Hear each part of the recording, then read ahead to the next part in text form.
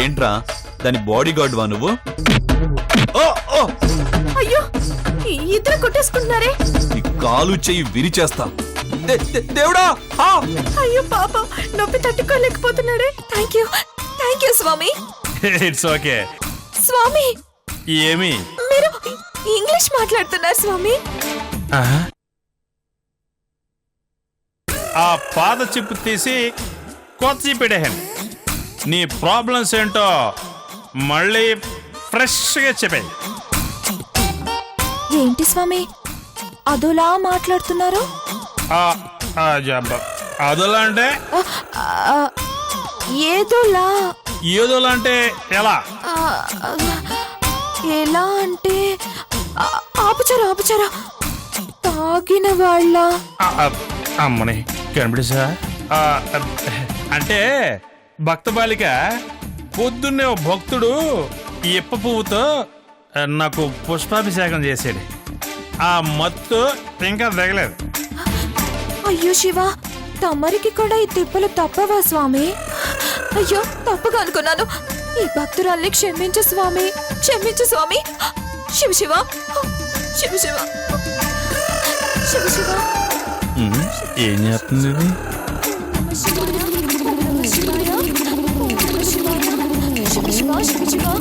ఓం పరమేశ్వరాయ నమః. ఓం నమః శివాయ. శివ శివ శివ శివ. ఓం నమః శివాయ. ఓం పరమేశ్వరాయ నమః. ఓం పరమేశ్వరాయ నమః. ఓం శివాయ నమః. ఓం శివాయ నమః. ఓం నమః శివాయ. ఓం పరమేశ్వరాయ నమః. ఓం నమః శివాయ. శివాయ నమః. అబ్బా ఏమే శివ శివ శివ శివ. ఏంటి స్వామి? అదే అదంటే అదే అదే నీ భక్తి. ఇందాక నన్ను స్మరిస్తూ అలా తిరిగావు కదా, మరొకసారి అలా తిరగవా?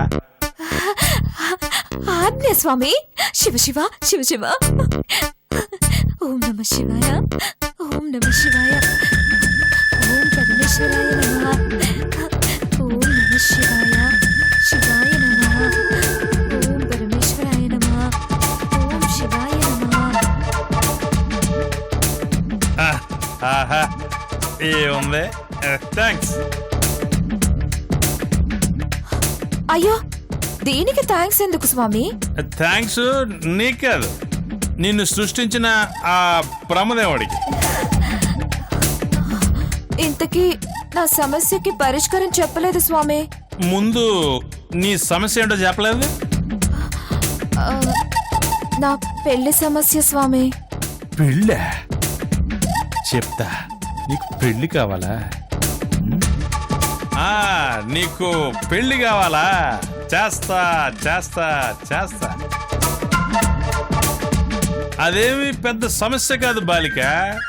నా చుట్టూ అదే నా గుడి చుట్టూ ఈ పూట 108 ప్రదక్షిణలు చేయి. 50% పాపం తొలగిపోతుంది. నిజంగానే స్వామి? దేవుళ్ళు ఎప్పుడైనా అబద్ధం చెప్తారా అమ్మా? అయ్యో శివ శివ. లేదు. రౌండ్స్ మొదలుపెట్టి మరి. రౌండ్స్ ఏంటి స్వామి? అబ్బా ప్రదక్షిణలమ్మా. కౌంట్ డౌన్ స్టార్ట్ చేయి. ఓ అలాగే శివ. శివ శివ. ఓం నమః శివాయ. శివ శివ.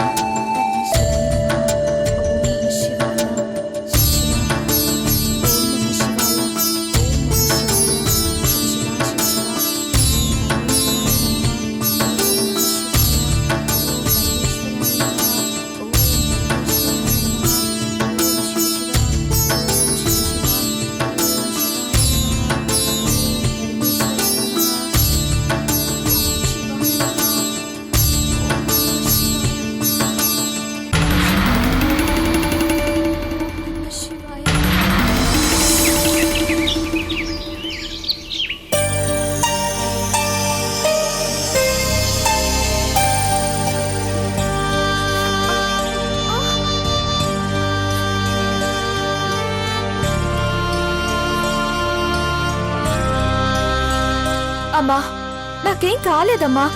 ఊరికే ఎందుకు ఏడుస్తున్నావు? ఏం కాకపోవటం ఏంటి? 108 ప్రదక్షిణాలంటే మాటలా? ఇంటికి ఏ పరిస్థితిలో వచ్చావో తెలుసా నీకు? మరి దోషం పోవాలంటే ఇవన్నీ చెయ్యాలి కదమ్మా. అసలు ఈ దోషం ఎందుకు వచ్చిందో అర్థం కావట్లేదు. ఆ దేవుడికి నిత్యం పూజలు చేస్తూనే ఉన్నాం. పూజల్లో ఏం లోటు చేసావో ఏమో, అష్ట కష్టాలు పడుతున్నాం. నా కోసం నువ్వు కూడా కష్టపడుతున్నావు కదమ్మా. మన కష్టాలు మనకి తప్ప ఇంకెవరికి తెలీదు. మన మొరాలకించి నాదుడు ఇంకెవరున్నారు? ఆ శివుడు ఉన్నాడు కదమ్మా. ఆయన ఎక్కడో కైలాసంలో ఉన్నాడు. కాదమ్మా, మన ఊరి గుళ్ళోనే ఉన్నాడు. అది శివుడు కాదే, శివలింగం. లేదమ్మా, నిజంగా దేవుడే, పరమశివుడు, భక్త శంకరుడు, బోలా శంకరుడు. ఏమిటో నీ అమాయకత్వం. అన్ని గుళ్లలోనూ దేవుడుంటే భక్తులకి అన్ని కష్టాలు ఎందుకొస్తాయి? దేవుడు ఎవరికో కాని కనిపించడు. తను కరుణించిన వాళ్లకే కనిపిస్తాడు. నాకు కనిపించాడమ్మా, శివుడు నాకు కనిపించాడు. ఏమిటే నువ్వనేది? దేవుడు నీకు కనిపించాడా? నీ కళ్ళకు కనిపించాడా? కనిపించడం అంటే కనిపించడం కాదమ్మా, వినిపించాడు. వినిపించడం ఏంటే? అంటే దేవుడి రూపం కనిపించలేదు, గొంతు వినిపించింది. 108 ప్రదక్షిణాలు చేయమని ఆ గొంతే నాకు చెప్పింది. నా తల్లి, నా తల్లి, నీదెంత అదృష్టమే! ఆ దేవుడి గొంతు విన్నావా నువ్వు? ఎంత పుణ్యం చేసుకున్నావే!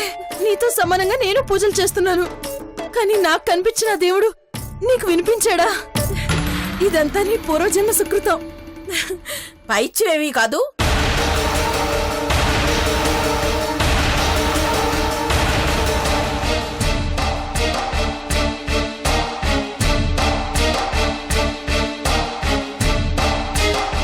అదేదో అర్ధరాత్రి పూట గుడికెళ్ళొచ్చి సంధి పేలాపన పేలుతుంటే నువ్వు దానికి వంత పడతావేంటి? అది కాదు పిన్ని గారు, అమ్మాయికి దేవుడు కనిపించాడంట. దెయ్యమేం కనిపించలేదు.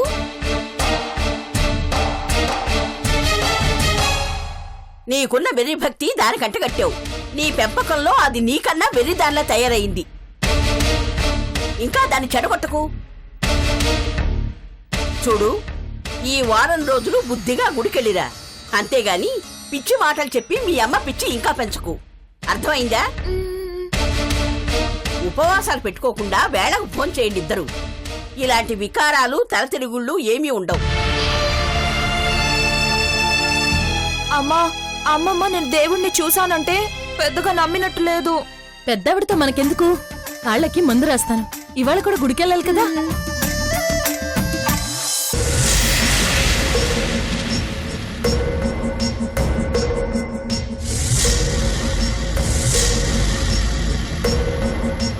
త్వరగా బ్యాగ్ సర్దు, హైదరాబాద్ వెళ్ళాలి. హైదరాబాద్ నేను వస్తున్నాను, నన్ను కూడా తీసుకెళ్ళు. అలాగే, నువ్వు, నేను, మీ అమ్మ ముగ్గురు వెళ్దాం. అంత అర్జెంట్ గా ఇప్పుడు హైదరాబాద్ ఎందుకు? ఆ ట్యాంక్ బండ్ గట్టిగా ఉందో లేదో చూసొద్దామని. బుద్ధుడిని కూడా చూద్దాం నాన్న. బుద్ధి లేకపోతే సరే, ఇక్కడ పనులేం లేవా? హైదరాబాద్ వెళ్తున్నది కూడా పని కోసమే. ట్యాంక్ బండ్ చూడటం కూడా పనేనా? ట్యాంక్ బండ్ కాదే, అల్లుడి దగ్గరకి. మురారి బాబు దగ్గరకా? ఆ. వెళ్దాం నాన్న. ఇప్పుడు వాడి దగ్గరికి ఎందుకు? వాడితో అమ్మాయికి పెళ్లి చేయాలా వద్దా? అబ్బా, అప్పుడు వాడిక దగ్గరికి రావాలి. మీ నాన్న మురారిని ఇక్కడికి రానివ్వడు, మనమే అక్కడికి వెళ్ళాలి. మనం ఏమైనా పరాయి వాళ్ళమా? ఇల్లరికి మల్లుడుగా ఇంటి చాకరీ మొత్తం చేస్తున్నారు కదా, ఆ మాత్రం కృతజ్ఞత లేదా? బయట వాళ్ళలాగా మన పిల్లని చేసుకోమని వాళ్ళని అడగాలా? నీకు ఆవేశం తప్ప ఆలోచన లేదు. మీరిప్పుడు ఏం ఆలోచిస్తున్నారో చెప్పండి. మురారి ఎప్పటికీ ఇక్కడికి రాడు. అవసరం అయితే మీ నాన్న వాడిని అక్కడి నుంచి అటే అమెరికా పంపించేస్తాడు. బావుతో నేను కూడా వెళ్తాను. ఇది వాడితో విమానం ఎక్కి అమెరికా వెళ్ళాలంటే వాడు అక్కడ ఇది ఇక్కడ ఉంటే సరిపోదు, ఇద్దరూ ఒకే చోట ఉండాలి. నేను బావ దగ్గర ఉండాలా? ఉంటాను. మనం అనుకున్న ప్లాన్స్ అన్ని వర్కౌట్ అవ్వాలంటే చిన్న లాజిక్ మీనింగ్తో కొట్టాలి. అందులో భాగంగానే దీన్ని తీసుకెళ్లి చదువు పేరుతో అక్కడ పెడదాం. ఇది పక్కనుంటే వాడు వేరే అమ్మాయి వైపు చూడడు. మనం ఇక్కడున్న బంగారాజుని వద్దనుకుని అక్కడున్న మురారిగాడిని వదులుకుంటే మనకు దక్కేది చెప్పే. అవునండి, మీరు భలే ఆలోచించారు. ఆ? ఇవన్నీ దాని అమ్మగా నువ్వు ఆలోచించాలి. ఆ బుద్ధి లేదు గాని అడ్డమని ప్రశ్నలు మాత్రం వేస్తుంటావు. క్షమించండి, ఏదో తెలియక వాగాను.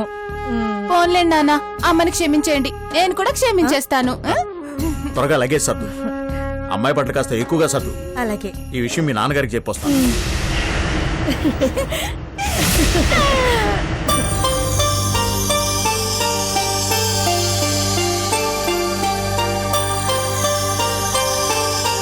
ఏంటి మావయ్య గారు పిలిచారు? అదేనమ్మా, మురారిని చూసి చాలా రోజులైంది కదా, ఒకసారి హైదరాబాద్ వెళ్ళి వాడిని చూసి వద్దాం అనుకుంటున్నాను. నువ్వు మురారికి ఇష్టమైన పిండి వంటలు అవి చెయ్యి. ఒక్కోసారి అమ్మని చూడకపోయినా అమ్మ చేతి వంట అమ్మని మరిపిస్తుంది.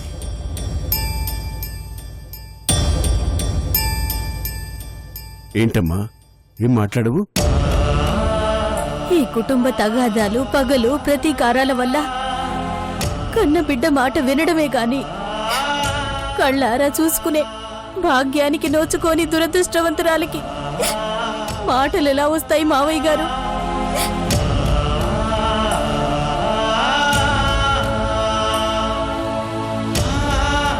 కడదాకా తోడుగా ఉంటానని బాస చేసి కట్టుకున్నవాణ్ణి అర్ధంతరంగా తీసుకుపోయాడా దేవుడు.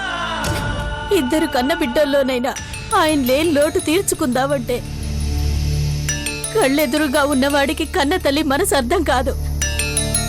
అర్థం చేసుకునే మనసున్నవాడు కన్న తల్లికి కానరానంత దూరంలో ఉన్నాడు.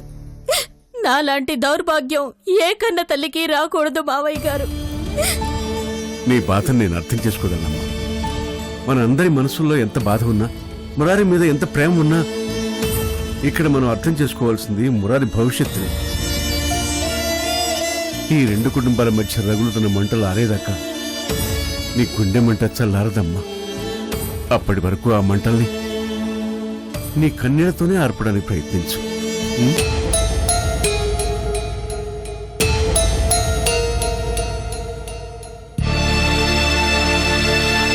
రా బాబు రా. 2 రోజులు నేను ఊళ్ళో ఉన్నాను.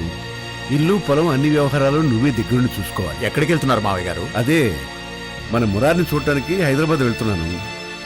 చూసి చాలా రోజులైంది కదా. అరే, సరిగ్గా నేను మీ అమ్మాయి అదే మాట్లాడుకున్నాం. మీ అనుమతి తీసుకొని హైదరాబాద్ వెళ్లి మురారిని చూసొద్దాం అనుకుంటున్నా. అవును నాన్నగారు, ఎప్పటి నుంచో నేను ఆయన అమ్మాయి ముగ్గురం సరదాగా ఓ 4 రోజులు ఎక్కడికైనా వెళ్ళొద్దాం అనుకున్నాం. సరే, ఎలాగో హైదరాబాద్ లో మన మురారి ఉన్నాడు కదా, అక్కడికెళ్తే మురారి మంచి చెళ్ళు చూసినట్టు ఉంటుంది కదా అని ఆయన గారు అంటున్నారు. మీరు చెప్పింది బాగానే ఉంది గాని ఇప్పుడున్న పరిస్థితుల్లో మీరు మురారి దగ్గరికి వెళ్ళకపోవడమే మంచిది. నాగమ్మ ఎప్పటి నుంచో మురారి ఆచూకు కోసం ప్రయత్నిస్తూనే ఉంది. ఇప్పుడు మీరు వెళ్ళటం వల్ల మురారికి మంచి కన్నా చెడు జరిగే అవకాశమే ఎక్కువ ఉంది. ఏంటి మావయ్య గారు, మీరు నాగమ్మకు భయపడుతున్నారా? అయినా అలా మురారిని ఎంతకాలం దాయగలరు? దాయడం వల్ల ఉపయోగం ఏంటి? ఒకవేళ నాగమ్మ అతి తెలివితో ఏమన్నా చేయడానికి ప్రయత్నించినా మురారి చూస్తూ ఊరుకునే మనిషి కాదు. అదే బాబు నా భయం కూడా. ఇప్పటికే బంగారాజు వల్ల ఆ ఇంటికి మధ్య గొడవలు జరుగుతూనే ఉన్నాయి. మళ్ళీ మురారిని కూడా ఈ ఊబులకు లాగాల. నేను మురారి మీద ఎన్నో ఆశలు పెట్టుకున్నాను. ఇప్పుడు మీ మురారి దగ్గరికి వెళ్ళడం వల్ల మురారికి వచ్చిన నష్టం ఏంటి నాన్నా? మీరు మరీ మురారిని ఏకాకిగా పెంచుతున్నారు. మనం ఇంతమంది ఉండి కూడా వాడెక్కడో అనాథగా బతకాలా చెప్పండి? వదినా, మనమంతా ఉండి మురారి అనాథ ఎందుకు అవుతాడు? ఏం మాట్లాడుతున్నావు నువ్వు? వదినా, మా గొడవ వదిలే. కన్న తల్లివి, బిడ్డకి ఏ రోజైనా నీ చేత్తో కడుపార అన్నం పెట్టావా? అక్కడ వాడు ఏం తింటున్నాడో, ఎలా ఉంటున్నాడో మనందరినీ చూడాలని వాడి మనసు ఎంత తల్లడిల్లిపోతుందో ఎవరికి తెలుసు? ఎవరూ లేకపోవడం కాదు, అందరూ ఉన్న ఒంటరితనం ఇంకా నరకం అవుతుంది. ఈ నరకం కన్నా ఆ ఒంటరితనమే ఎంతో మంచిదమ్మా వాడి భవిష్యత్తుకి. మీరు వచ్చిన ఆనందంలో మీరు కాని వాడు కాని మీ చుట్టుపక్కల మిమ్మల్ని ఎవరెవరు గమనిస్తున్నారో మీరు తెలుసుకోలేరు.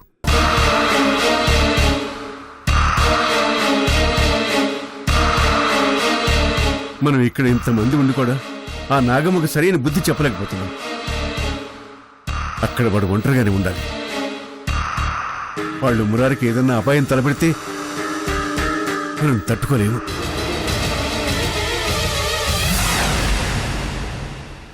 నాగమ్మకు బుద్ధి చెప్పలే కాదు మావయ్య గారు, మీరే మా చేతుల్ని కట్టేస్తున్నారు.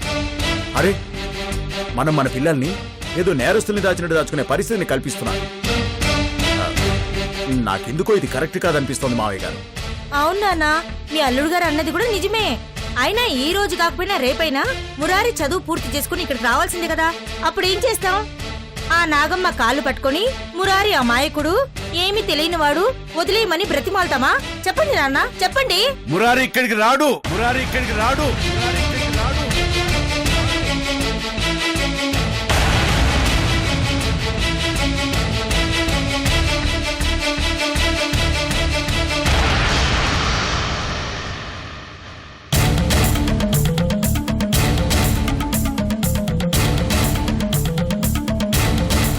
ఏంటి మావయ్య మీరు మాట్లాడేది?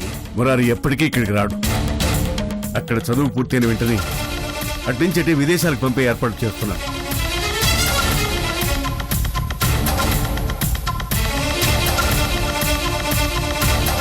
వాడు నా జీవితాంతం ప్రశాంతంగా ఆనందంగా గడపడమే నాకు కావాలి. అది కాదు మావయ్య గారు. అల్లుడు గారు, మురారి విషయంలో నేను తీసుకున్న నిర్ణయం మారదు. అందరూ ఈ విషయం గురించి ఎక్కువగా ఆలోచించి మనసు పాడు చేసుకోకండి.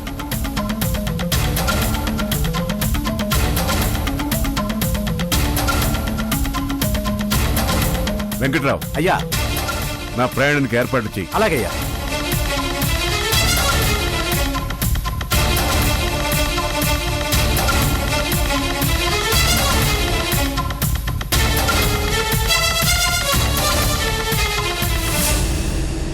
నువ్వు వెళ్ళవే. హైదరాబాద్ వెళ్ళట్లేదా అమ్మా? తర్వాత వెళ్దాం, ముందు నువ్వు వెళ్ళవే. వెళ్ళు. బావునప్పుడు చూడనివ్వరు. అదేంటండి, మనమేదో మురారికి మన అమ్మాయిని కట్టబెడదామని ఇసుక, సిమెంట్, నీళ్లు అన్ని ప్లాన్స్ ఆలోచించుకుంటే మా నాన్న మొత్తం ఆశలన్నీ అడియాసలు చేసేస్తున్నాడు. పిచ్చిదానా, ఆయనకుండే లాజిక్ మీనింగు ఆయనకుంటా, నాకుండే లాజిక్ మీనింగు నాకుంటా. ఈ నరసింహ మైండ్ పెట్టాలే గాని ఎంతటి వాడినైనా మడత పెట్టేస్తాడు.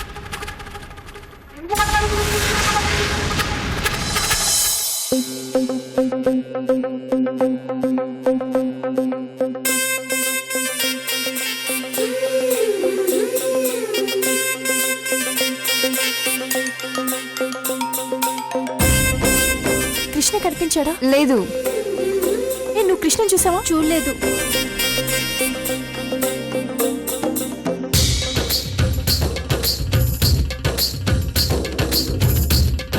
కృష్ణ ఏమైనా కలిసాడా? లేదే. ఇంకా కనిపించలేదా?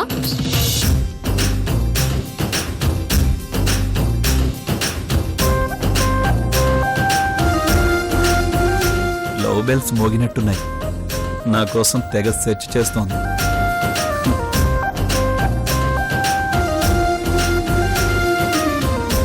కృష్ణను చూసావా? లేదు, చూడలేదు. ఆ కృష్ణని ఏమైనా కలిసావా? లేదు.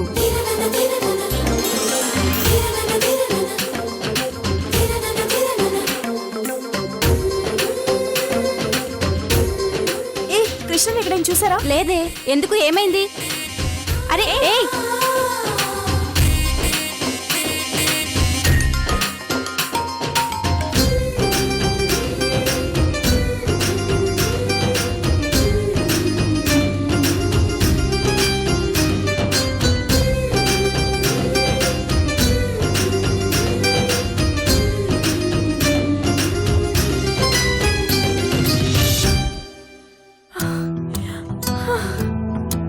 ఇక్కడున్నారా? చాలాసేపటి నుంచి ఇక్కడే ఉన్నానండి. ఏం చేస్తున్నారు? వెయిట్ చేస్తున్నాను. దేనికోసం? లవ్ బెల్స్ కోసం. వాట్? ఆ, అదే కాలేజ్ బెల్ కోసం. బెల్ కొడితే మీరు క్లాస్ నుంచి బయటకు వస్తారు కదా. ఇవాళ నేను ఏ క్లాస్కే వెళ్ళలేదు. ఏ క్లాస్ ఎగ్గొట్టి నా కోసం చూస్తున్నావా? అంటే నాపై లవ్ స్టార్ట్ అయిందన్నమాట. తలక కట్టేంటి? ఏం లేదండి, బైక్ పై వస్తూ స్కిడ్ అయి పడ్డాను. అబద్ధం చెప్పకండి, నేనంతా విన్నాను. ఏం విన్నారు? ఫోన్లో మొత్తం వినేశాను.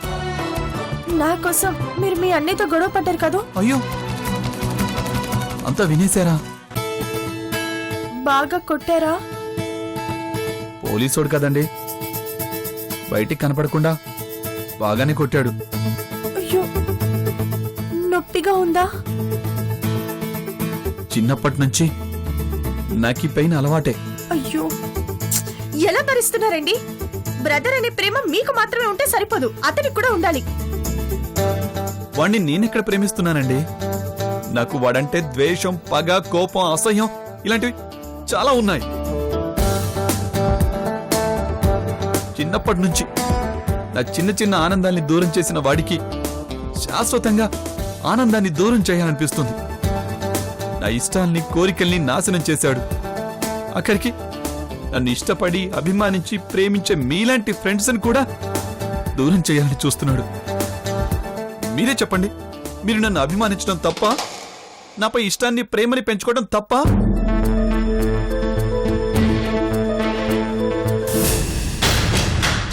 అది ఇది చేయడం ఎందుకు? చంపేద్దాం.